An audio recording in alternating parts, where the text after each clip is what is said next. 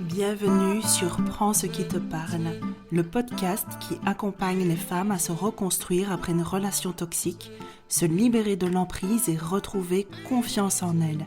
Je suis Amanda, professeure de yoga avec une approche de développement personnel. Vous me suivez peut-être déjà sur Instagram sur mon compte amanda.reconnexion à soi. Chaque personne est unique, alors ici la bienveillance est à l'honneur ainsi que la douceur. Prenez uniquement ce qui vous parle et surtout, laissez le reste. Bonjour à toutes et bienvenue dans ce nouvel épisode. Aujourd'hui, j'ai envie de vous parler d'un sujet qu'on aborde très peu et qui pourtant est vraiment central. C'est tout ce que vous ressentez après une relation toxique. On se concentre souvent sur le fait de dire à quel point c'est important de quitter une relation toxique. Il y a très peu de sujets autour de ce qui se passe après, une fois qu'on est sorti de cette relation. Et je sais que beaucoup d'entre vous se demandent pourquoi je suis encore si fatiguée, pourquoi je n'arrive pas à avancer alors que c'est fini parfois depuis des mois, pourquoi j'ai honte ou que je ressens de la culpabilité alors que c'est moi qui ai souffert. Et surtout, on se demande parfois, mais est-ce que je suis en train de devenir folle? Est-ce que je suis normale? Alors avant d'aller plus loin, je tiens à vous dire ceci, non, vous n'êtes pas folle et surtout, vous n'êtes pas seule. Donc je vous fais cet épisode aujourd'hui vraiment pour vous rassurer, pour pouvoir poser des mots sur ce que vous ressentez et surtout pour vous expliquer que c'est normal, que c'est logique après ce que vous avez vécu de ressentir ces choses-là et que dans un sens c'est même une forme de courage ce que vous êtes en train de traverser et ce qui compte c'est pas de le fuir à tout prix mais c'est vraiment de le comprendre, de le conscientiser et de se rassurer par rapport à ça. Donc, quand on quitte une relation toxique, et je vous l'ai déjà dit dans l'épisode de la semaine passée, c'est pas comme une simple rupture. Quand on quitte une relation toxique, il y a vraiment une forme de trauma. Et c'est important d'en prendre conscience parce que la rupture, elle est tellement, il y a tellement d'images autour de la rupture. Par exemple, il y a le mythe de la rupture dans les films. Vous avez sûrement déjà vu ce genre de film d'amour où il y a une scène où la nana, elle découvre que son mec c'est un salaud, alors elle s'enferme chez elle, elle pleure en pyjama, elle commence à se commander une pizza et puis elle mange tout le pot de glace Häagen-Dazs.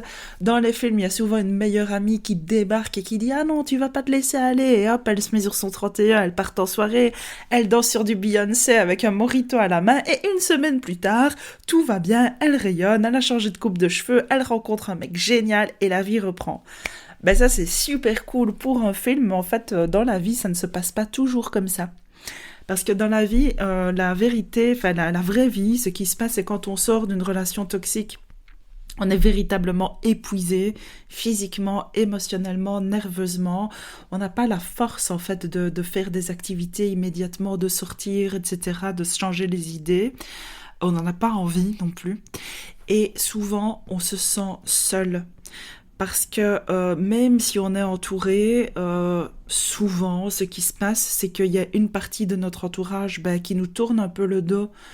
Parce qu'on est dans un état émotionnel qui est difficile pour les gens. Donc, il y a des personnes qui préfèrent prendre leur distance pour se protéger ou pour X ou Y raison. Mais c'est malheureux à dire, mais c'est souvent ce qui se passe. C'est souvent ce que j'entends. C'est aussi ce que j'ai vécu à certains moments. Et puis il y a l'autre partie de notre entourage, la partie qui reste, qui se retrouve ils ne le font pas exprès, ils veulent bien faire, mais ils se mettent à nous donner des conseils qu'on n'a pas demandé, des conseils ou des petites phrases, vous savez, ils ne le font pas en mal, mais c'est des phrases qui nous font culpabiliser encore plus, du genre, oui, mais bon, tu l'avais choisi, ou il y en a qui insinuent qu'on exagère, ou il y en a qui disent, mais oui, mais pourquoi est-ce que tu n'as pas fait comme ceci, et pourquoi est-ce que tu ne ferais pas comme ça, et en fait, toutes ces choses-là, ça nous dépasse juste parce qu'on n'a pas la force. Et du coup, ça ne fait qu'appuyer sur le clou de notre mal-être parce qu'on se sent déjà pas bien et on voit les gens qui nous aiment, qui nous renvoient des choses qu'on n'est pas capable de faire sur le moment, ou des choses qu'on n'a pas faites, et en fait, ça vient juste entretenir la culpabilité, etc. Donc ça, c'est la réalité de ce qui se passe dans la vraie vie. Vous voyez que c'est pas vraiment un film. Et ce que les personnes ne comprennent pas, comme je vous le disais tout à l'heure, c'est que c'est plus qu'un chagrin d'amour. C'est une forme de trauma. Et donc, moi, je pense qu'il est temps de le reconnaître, de mettre des mots dessus et de sentir que voilà, qu'on n'est pas seul et qu'il y a plein d'autres femmes qui vivent ça aussi. C'est pour ça que je vous fais cet épisode. Donc, pourquoi c'est normal, en fait, de ressentir de la fatigue, de la confusion, de la honte ? Parce que quand on sort d'une relation toxique, c'est pas qu'on va retrouver juste une vie de célibataire, vous voyez, c'est vraiment la grande différence. On sort d'un état de stress chronique, d'un engrenage émotionnel qui a épuisé le système nerveux. Dans une relation toxique, on avait notre cerveau qui était en alerte constante. On avait notre cœur qui balançait tout le temps entre espoir et désespoir. Et notre esprit a été manipulé.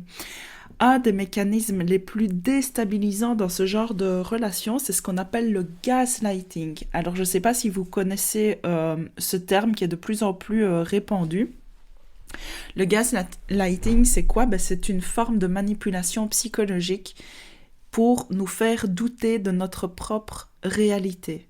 Donc, en gros, le gaslighting, c'est un peu quand l'autre nie ce qu'on a vu, ressenti et vécu au point de nous faire douter. Alors qu'on l'a vu, qu'on l'a ressenti, qu'on a perçu ces choses-là à travers nos propres sens, et l'autre le nie tellement en bloc qu'on finit par douter de nous.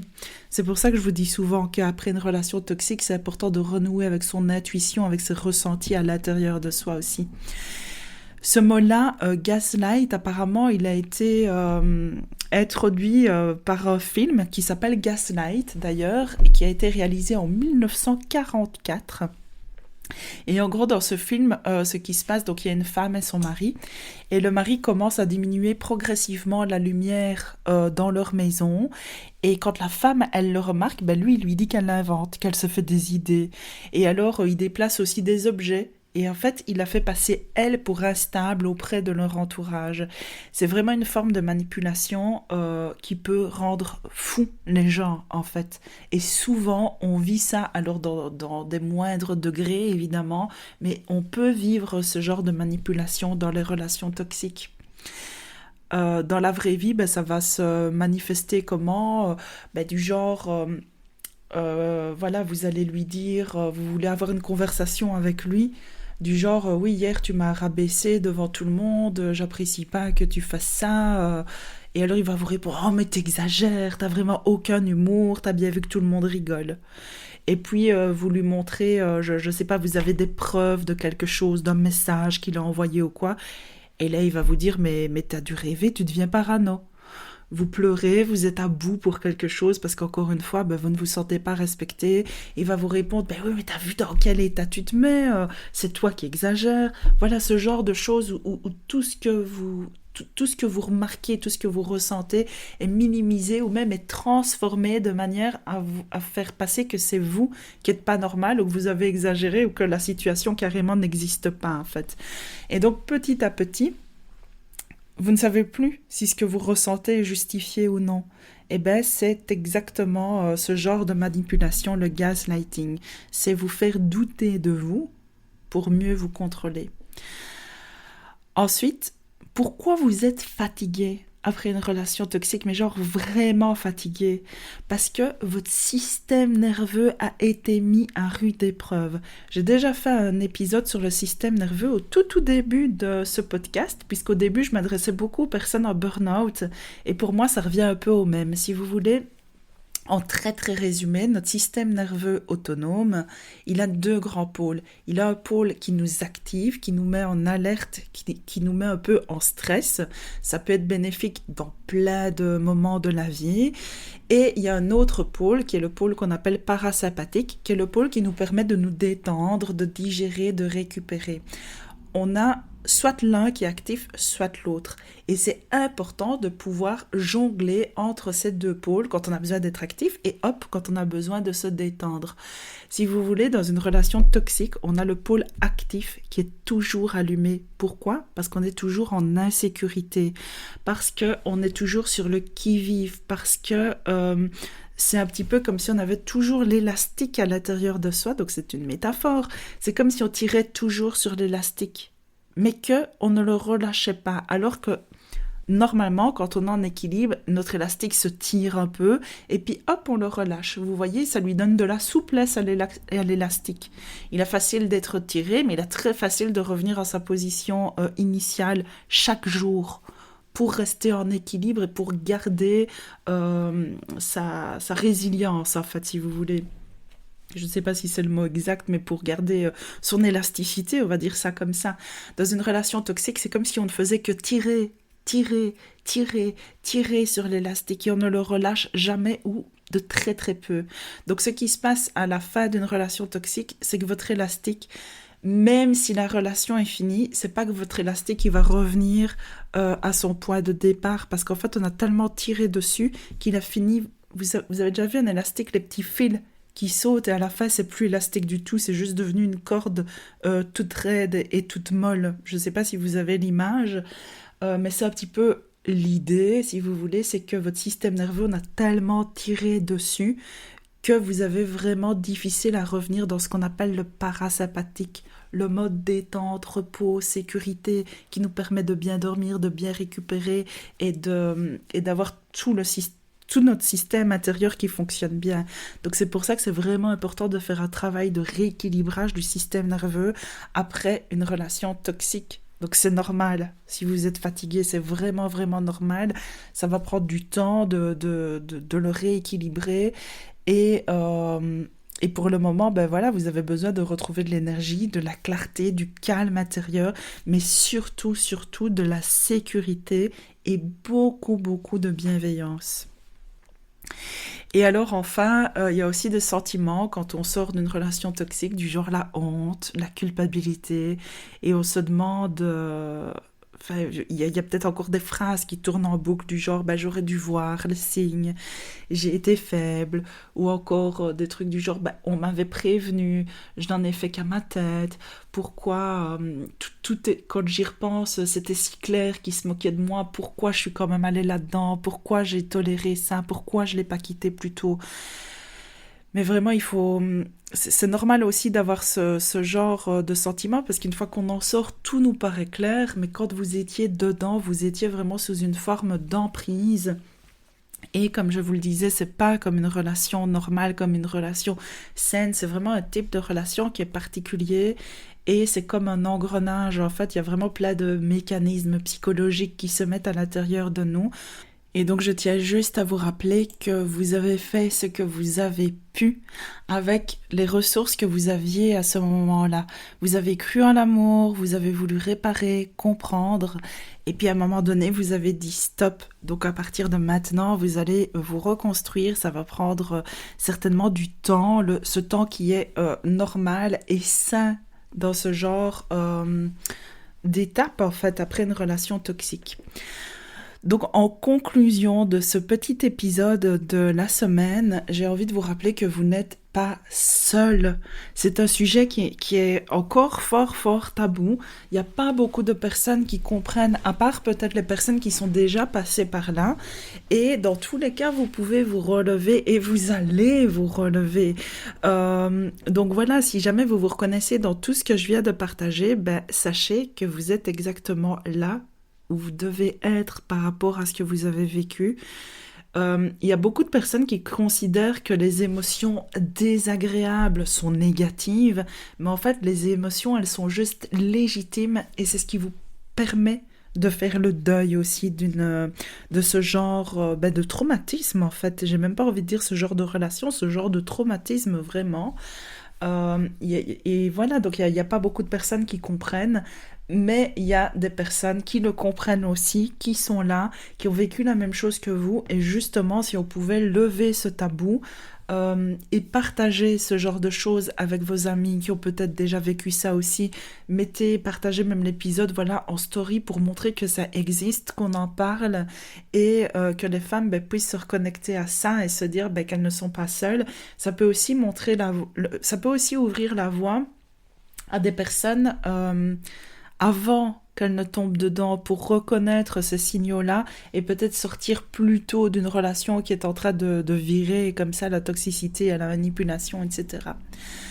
Donc les filles, vous êtes sur un chemin certainement exigeant et lent, mais profond et libérateur. Je vous le promets que ça va aller, j'en suis sûre et certaine. Et pour vous aider à poser les premières pierres de ce chemin, j'ai créé une petite ressource gratuite pour vous.